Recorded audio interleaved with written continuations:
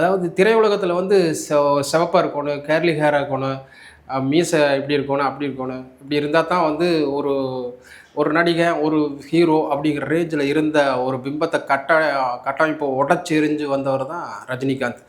பக்கத்து வீட்டு பையன் பார், அவர் கருப்பாக தான் இருப்பார்.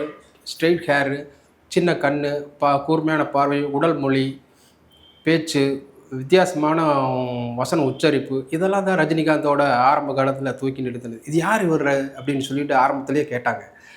இது வித்தியாசமாக இருக்கிறாரு, குரல் வித்தியாசமாக இருக்குது, ஸ்டைல் வித்தியாசமாக இருக்குது, அந்த முடி கோதி விடுற ஸ்டைலு, இதெல்லாம் வித்தியாசமாக இருக்குது அப்படின்னு சொல்லிட்டு மக்கள் மத்தியில் ஒரு நோட்டபுளாக ஆனார் ஆரம்பத்திலேயே.